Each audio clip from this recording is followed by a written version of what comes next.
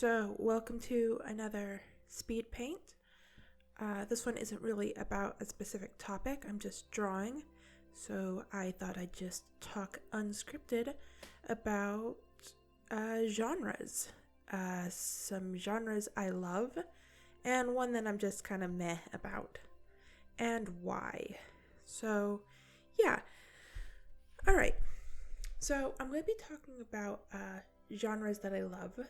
And I think my favorite genre that, it's hard to find, but when I find it, I always love it, is a subgenre of weird fiction.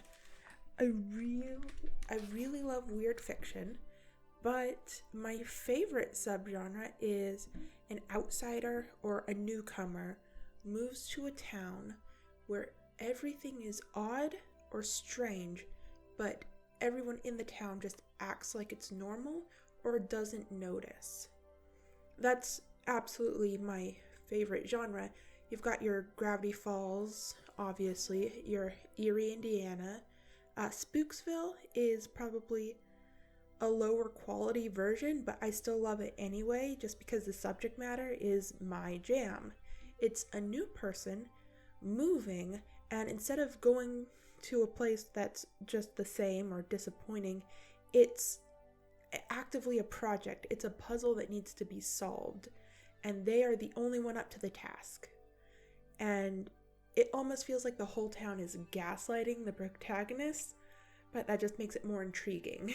I love that genre. Twin Peaks is kind of like that. What else? Also, I'm not sure if it counts, but things like the Spiderwick Chronicles or Lock and Key, they're a little less, the whole town is weird, and more like a specific house or place is weird, or we found a specific object that unlocks another hidden world. They're tangentially related, but they're not quite hitting the mark. Coraline is this house is weird, but nobody's acting like it, and the other world is very, very, very weird, but no one believes me. They're close to the mark, but they're not quite right.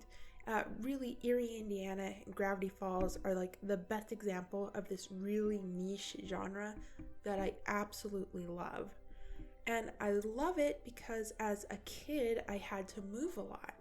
So there was always a great appeal and a great fantasy in having to go somewhere, having to move somewhere, and instead of it being more of the same, or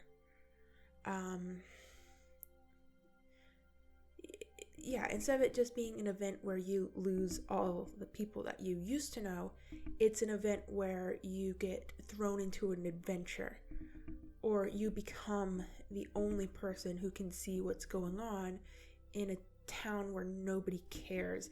There's a little bit of a fantasy that every time you move, you could find yourself in this situation. It's very interesting as a genre because it's so appealing to me, and it's so specific that I can only think of a handful of examples, but I love it so much. It's really my favorite, and if anybody has any recommendations, put them in the comments, because this is a really niche subgenre, and I just want to watch more and more and more of it. My phone went off. Let's see what it is. Aw, it's a nice comment. You guys are all so sweet. What was I just thinking about? I was talking about something. I'm probably just gonna leave this in because I have the worst memory. Man, this is why people write scripts, isn't it? Right, I was talking about genres I like. It's a weirdly specific genre, but it just appeals to a part in my childhood, a part where I really wanted moving to not just be the end of something, but like the start of something more interesting and more exciting than reality. It was being able to literally move into a fantasy. Or it taps into that I am in this town for a reason. There's adventure and mystery here. I didn't just leave my old life for nothing. And obviously, logically, I'm an adult. I know that we didn't move for nothing, but as a child, it really feels that way. So watching other kids in other shows move around and find adventure and whimsy, it's really appealing. I like that. I like that a lot. That's great. My second genre that I like is a little easier to find. I love time travel stories. I'm particularly fond of time loops, like your Groundhog Day, and a lot of kids shows have the time loop episode where you're doing the same day over and over again until you learn your lesson or do your homework, or some shows have 8 episodes of time loop, but I'm not bitter. Let's see. I like the time travel episode or the time travel genre, because it's the only genre I can think of that it brings you into the genre. How can I explain it? You watching it become a time traveler. And I can't think of any other genre that does that fundamentally transforms you to fit the genre. For example, if you watch an action movie, rewatching it will not make you an action hero capable of experiencing it through the eyes of a warrior or a person capable of fighting off 10 guys.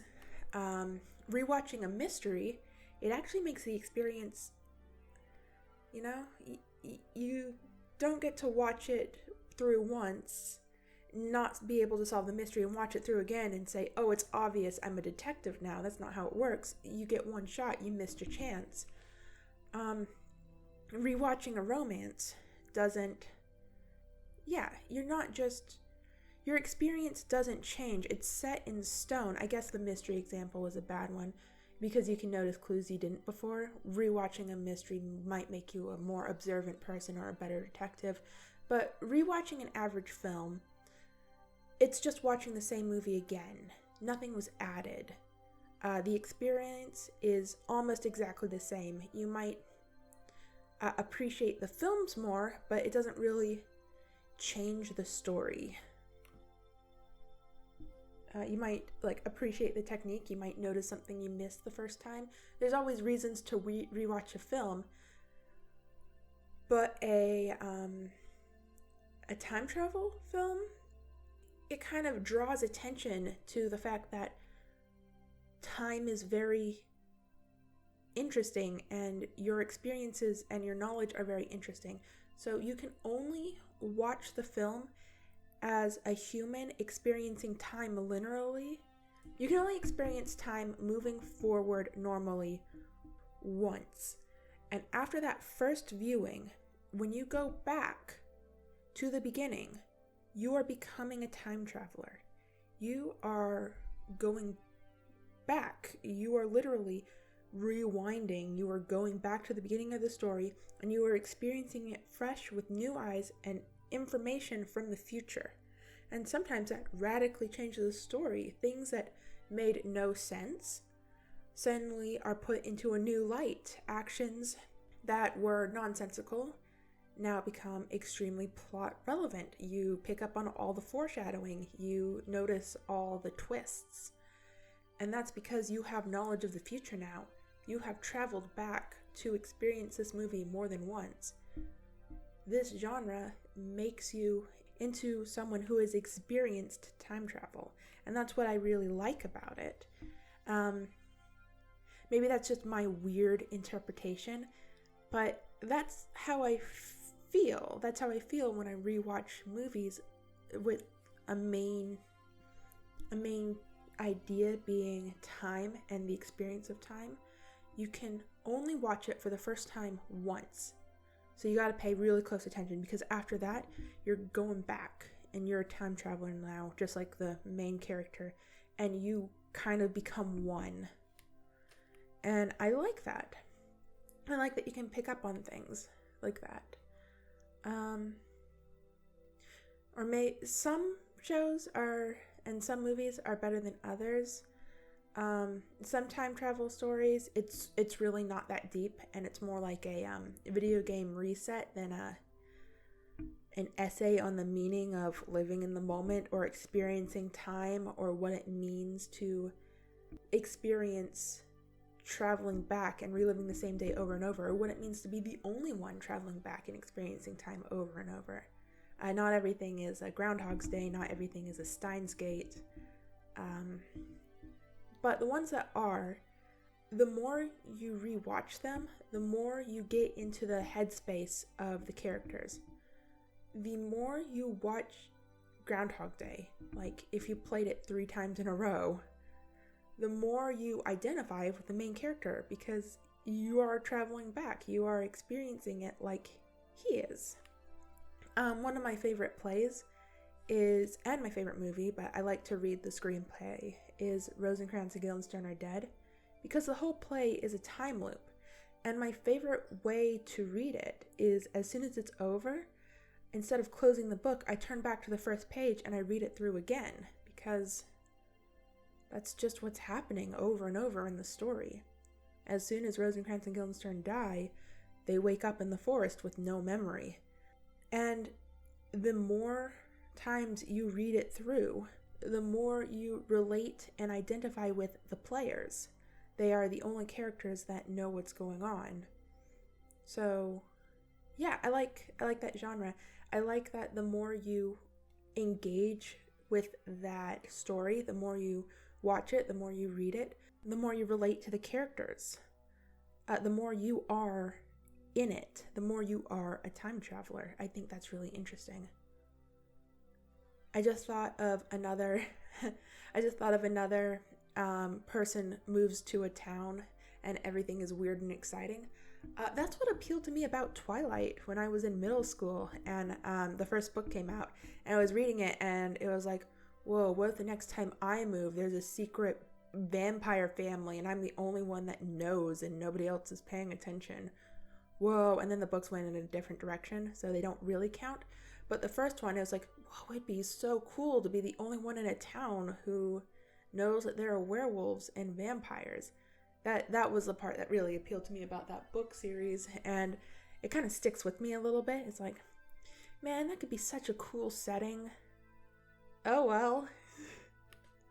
I actually really liked the first book. I was really into it. What ruined me for the series was actually the movie, because the books leave a lot of room for interpretation and reading into it and injecting your own personality. Because when I read those books, I'm going off on a tangent. When I read those books, Bella was such a blank slate that when I read her, a lot of the dialogue was it was tinged with a little sarcasm. There was a little bit of snark to it. And Edward, the things that he said were not serious. Everything he said was a little tongue-in-cheek. It was a little... yeah, there was a little bit of a flirty jokiness to it.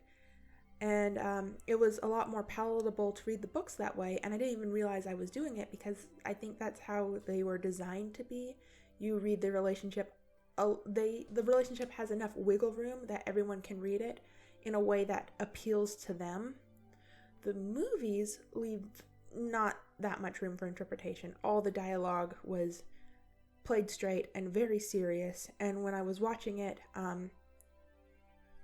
it wasn't the relationship I had read in the books. It was very foreign, and after that, I kind of, I never watched the other movies. And you know what? I think you could save it. I think when you're reading a line, there are a million ways to play that line, you know? I think it could have been said if there was a little more self-awareness to it. There was a little more jokingness, a little more sarcasm, just a touch of snark. I don't know. Maybe I should reread those books. Maybe they were just bad, and my middle school brain was injecting what my personality at the time was like. Why am I talking about this? I don't know why I'm talking about this. I think I just... I might edit this part out. Point is, cool setting. Another example of moving to a weird town where things are weird and you're the only one who notices the weirdness and everyone else is just acting like it's normal. I like that a lot. It could have been a very different story, but it wasn't, and that's okay. It is what it is, and for a time, I liked it for what it was, and I didn't like the movies.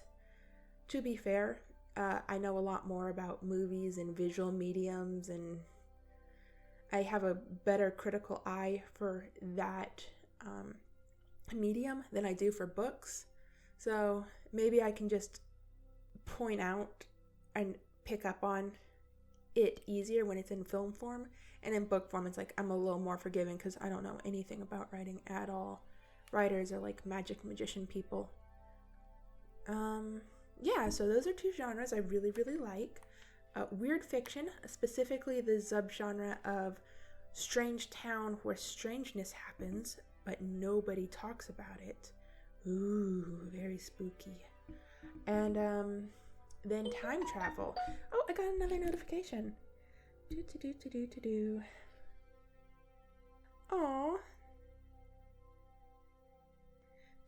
Comments are so nice. Everyone's so nice. Oh my gosh. I feel so lucky. What was I just thinking about? I lost it.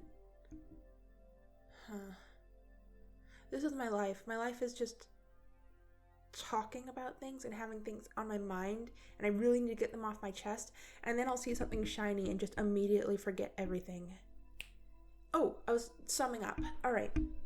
Genres I like: weird fiction, spooky town, time travel. I'm going to talk about one that I don't like very much, and that's, I don't know why, maybe so that you can just get a better idea of my taste in general, maybe because I just like talking about things. Another notification.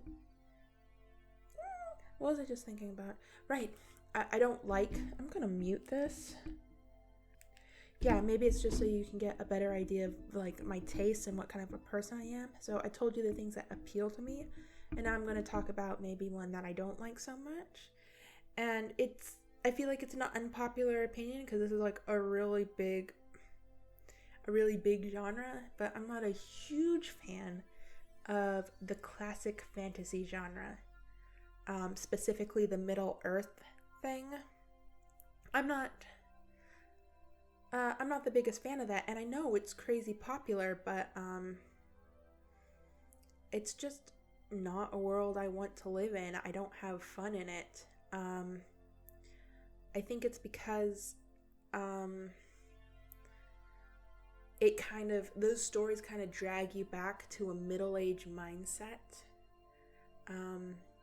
And when I'm reading, if I'm like watching The Hobbit, never once am I like, oh man, that's beautiful. I wish I could live there. I wish I could be a hobbit and live in a cute little hobbit home and just work on my farm and read my books. And no.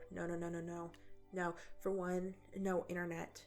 Two, like, I don't want to live in a world where people can still I don't want to live in a world where people can still die of like routine medical procedures. I don't want to live in a monarchy.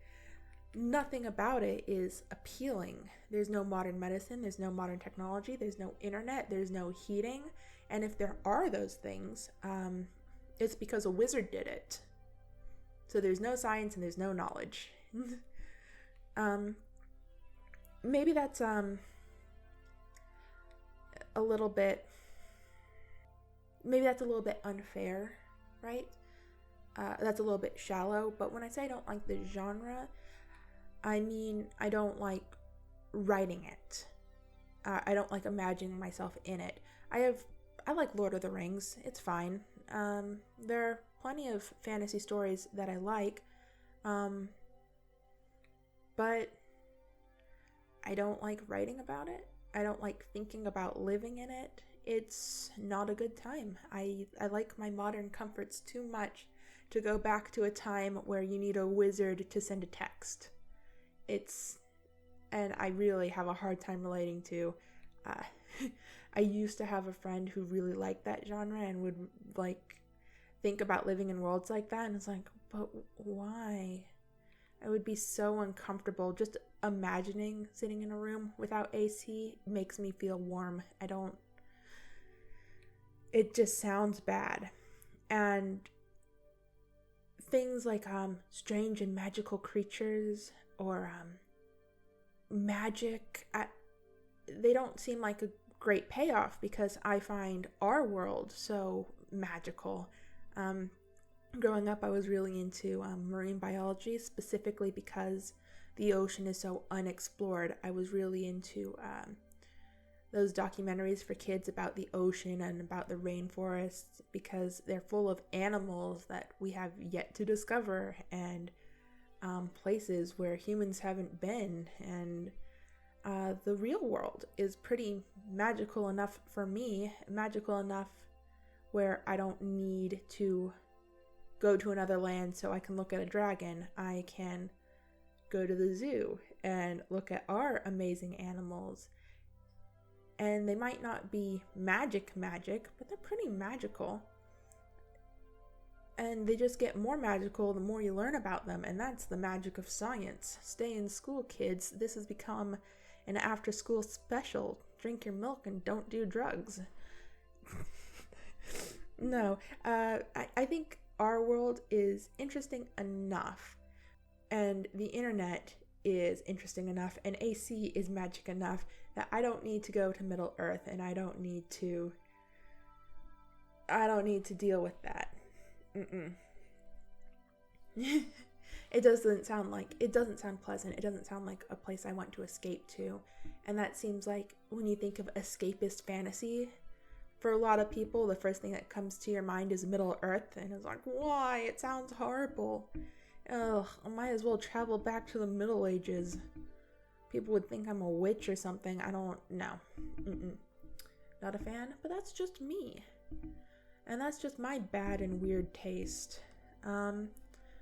But this is like a discussion, and my phone went off plenty of times while I was recording that, so you know I read every comment. Why not talk about genres that you like? What's your favorite kind of story? What's your favorite genre? What's your least favorite genre, and why? And yeah, this wasn't very deep. It wasn't very I didn't really get into it. I didn't do any research or have a script, just off the cuff. No thinking at all. What do I like? Oh, I like these things. Why? Because I do, and I'll just talk about them. Yeah, so if you want to have the discussion in the comments about which genres you like and why, because they're all good, and even the ones I don't like, I know that's just my taste, and I know that they appeal to someone. They appeal to a lot of someone's. That's like one of the more popular genres. And there's a lot of room. Maybe I just haven't experienced enough Middle Earth to find stories that appeal specifically to me.